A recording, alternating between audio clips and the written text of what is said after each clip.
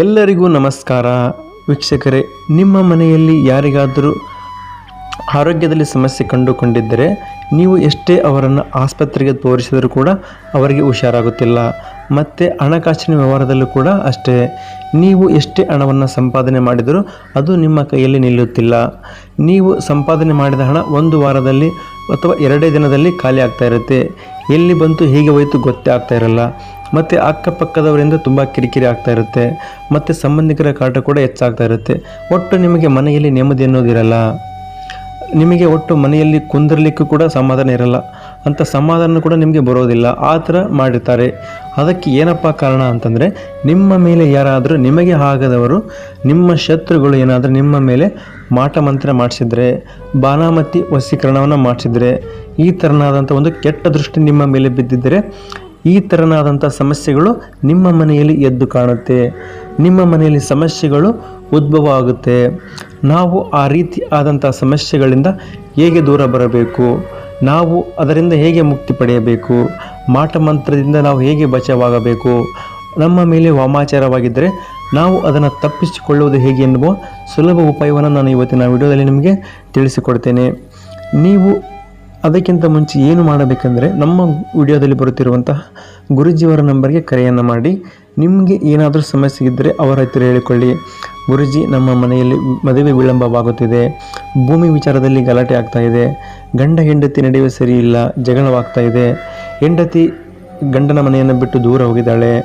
ಈ ಥರನಾಗಿ ನಿಮ್ಮ ಮನೆಯಲ್ಲಿ ಏನೋ ಒಂದು ಸಮಸ್ಯೆ ಇದ್ದರೂ ಕೂಡ, ಕೋರ್ಟು ಕಚೇರಿ ಕೆಲಸ ಇದ್ದರೂ ಕೂಡ, ನಿಮ್ಮ ಜೀವನದ ಗುಪ್ತ ಸಮಸ್ಯೆಗಳಿದ್ದರೂ ಕೂಡ ನೀವು ಗುರುಜಿಯವರಿಗೆ ಕರೆಯನ್ನು ಮಾಡಿ ಹೇಳಿಕೊಂಡರೆ ಕೆಲವು ಗಂಟೆಗಳಲ್ಲಿ ಅವರು ನಿಮಗೆ ಫೋನಿನ ಮೂಲಕ ಪರಿಹಾರವನ್ನು ಮಾಡಿಕೊಡ್ತಾರೆ. ಇನ್ನು ನಾವು ಮುಖ್ಯವಾದ ವಿಷಯಕ್ಕೆ ಬರುವುದಾದರೆ, ನೀವು ಈ ಥರ ನಿಮ್ಮ ಮೇಲೆ ವಾಮಾಚಾರ, ಮಾಟ ಮಂತ್ರ ಅಥವಾ ವಶೀಕರಣ ಅಥವಾ ಬಾನಾಮತಿ ಈ ಥರ ಏನಾದರೂ ಆಗಿದ್ದರೆ ನೀವು ಅದರಿಂದ ತಪ್ಪಿಸಿಕೊಳ್ಳುವುದು ಸುಲಭ. ಅದಕ್ಕೆ ನಾನು ಇವತ್ತಿನ ವಿಡಿಯೋದಲ್ಲಿ ಒಂದು ಸುಲಭ ಉಪಾಯವನ್ನು ಹೇಳಿಕೊಡ್ತೇನೆ. ನೀವು ಈ ಥರನಾಗಿ ಮಾಡಿ ನೋಡಿ, ಆಮೇಲೆ ನಿಮ್ಮ ಮೇಲೆ ಇದ್ದಂಥ ವಾಮಾಚಾರ, ಮಾಟ ಮಂತ್ರ ಎಲ್ಲ ಕೂಡ ಮಾಯವಾಗುತ್ತೆ. ನಿಮ್ಮ ಮನೆಯಲ್ಲಿ ಲಕ್ಷ್ಮಿ ನೆಲೆಸುತ್ತಾಳೆ. ಆರೋಗ್ಯದಲ್ಲಿ ಚೇತರಿಕೆಯನ್ನು ಕಾಣುತ್ತೀರಾ. ನಿಮಗೆ ನೆಮ್ಮದಿ ಅನ್ನೋದು ದೊರಕುತ್ತೆ. ನಿಮ್ಮ ಮನೆಯಲ್ಲಿ ಬದಲಾವಣೆ ಅನ್ನೋದು ಕಾಣುತ್ತೆ. ನಾನು ಹೇಳುವ ಈ ಒಂದು ಸಣ್ಣ ಕೆಲಸವನ್ನು ಮಾಡಿ. ನಿಮ್ಮ ಮನೆಯಲ್ಲಿ ಇರುವಂತಹ ಒಂದು ಕಪ್ಪು ಬಟ್ಟೆಯನ್ನು ತೆಗೆದುಕೊಳ್ಳಿ. ಹೌದು, ಕಪ್ಪು ಬಟ್ಟೆಯನ್ನು ತೆಗೆದುಕೊಂಡು ನೀವು ಏನು ಮಾಡಬೇಕೆಂದರೆ, ಅದರ ಮೇಲೆ ಒಂದು ಮುಷ್ಟಿಯಷ್ಟು ಉಪ್ಪನ್ನು ಹಾಕಬೇಕು. ಸಣ್ಣ ಉಪ್ಪನ್ನು ಹಾಕಬೇಡಿ, ದಯವಿಟ್ಟು ದೊಡ್ಡ ಉಪ್ಪನ್ನು ಹಾಕಿ. ಒಂದು ಮುಷ್ಟಿಯಷ್ಟು ದೊಡ್ಡ ಉಪ್ಪನ್ನು ಹಾಕಿ ಅದರ ಮೇಲೆ ಒಂದು ಈರುಳ್ಳಿಯನ್ನು ಇಡಬೇಕು.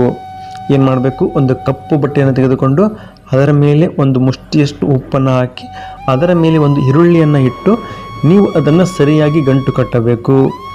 ಸರಿಯಾಗಿ ಗಂಟನ್ನು ಕಟ್ಟಿ ಆದ ನಂತರ ನೀವು ನಿಮಗೆ ಆದಂತಹ ಒಂದು ವಾಮಾಚಾರ, ಮಾಟ ಮಂತ್ರದ ಬಗ್ಗೆ ನೀವು ದೇವರ ಹತ್ತಿರ ಕೋರಿಕೊಳ್ಳಬೇಕು. ದೇವರೇ, ನನಗೆ ನನ್ನ ಮೇಲೆ ಆದಂತಹ ವಾಮಾಚಾರ, ಮಾಟ ಮಂತ್ರ, ವಶೀಕರಣ ಎಲ್ಲವೂ ಕೂಡ ನನ್ನಿಂದ ದೂರ ಆಗಬೇಕು. ನಾನು ಎಲ್ಲದರಿಂದ ಮುಕ್ತಿಯನ್ನು ಪಡೆಯಬೇಕು. ನಮ್ಮ ಮನೆಯಲ್ಲಿ ನೆಮ್ಮದಿ ನೆನೆಸಬೇಕು. ನಮ್ಮ ಮನೆಯಲ್ಲಿ ಬದಲಾವಣೆಯನ್ನು ನಾವು ಕಾಣಬೇಕು ಅಂತ ನೀವು ಮನಸ್ತಾಪವನ್ನು ಮಾಡಿಕೊಂಡು ನಿಮ್ಮ ವಸ್ತಿಲಲ್ಲಿ, ಅಂದರೆ ನಿಮ್ಮ ಮನೆಯ ಬಾಗಿಲ ವಸ್ತಿಲಲ್ಲಿ, ನಿಮ್ಮ ಮನೆಗಿರುತ್ತಲ್ಲ ಮೇನ್ ಡೋರು ವಸ್ತಿಲಲ್ಲಿ ನೀವು ಇದನ್ನು ಎಡಭಾಗಕ್ಕೆ ಎಡಗೈಯಿಂದ ಕಟ್ಟಬೇಕು. ಹೌದು, ಇದು ಮುಖ್ಯವಾಗಿ ನೀವು ಇದನ್ನು ಎಡಭಾಗದಲ್ಲಿ ಎಡಗೈಯಿಂದ ಕಟ್ಟಿ ಬಂದು ನೋಡಿ. ಆಮೇಲೆ ನಿಮ್ಮ ಮರುದಿನವೇ ನಿಮ್ಮ ಮನೆಯಲ್ಲಿ ಇರುವಂಥ ಎಲ್ಲ ಕಷ್ಟಗಳು ನಿಧಾನವಾಗಿ ದೂರ ಆಗ್ತಾ ಹೋಗುತ್ತೆ. ಆರೋಗ್ಯದಲ್ಲಿ ನಿಮಗೆ ಚೇತರಿಕೆ ಉಂಟಾಗುತ್ತೆ. ಹಣಕಾಸಿನ ವ್ಯವಹಾರದಲ್ಲೂ ಕೂಡ ಒಳ್ಳೆಯದಾಗುತ್ತೆ. ಈ ಥರನಾಗಿ ಮಾಡಿ ನೋಡಿ. ನಿಮಗೆ ಇದರಲ್ಲಿ ಏನಾದರೂ ತೊಂದರೆ ಕಂಡು ಬಂದರೆ ಅಥವಾ ಈ ಥರ ಮಾಡಲು ನಿಮಗೆ ಸಮಸ್ಯೆ ಎನಿಸಿದರೆ ನಮ್ಮ ಗುರುಗಳಿಗೆ ಕರೆಯನ್ನು ಮಾಡಿ. ನಿಮಗೆ ಅವರು ದಯವಿಟ್ಟು ಇದಕ್ಕಿಂತ ಸುಲಭವಾದ ಉಪಾಯವನ್ನು ಮತ್ತು ಇದಕ್ಕಿಂತ ಸುಲಭವಾದ ಪರಿಹಾರವನ್ನು ಮಾಡಿಕೊಡ್ತಾರೆ. ದಯವಿಟ್ಟು ಅವರ ನಂಬರ್ಗೆ ಕರೆಯನ್ನು ಮಾಡಿ. ಧನ್ಯವಾದಗಳು.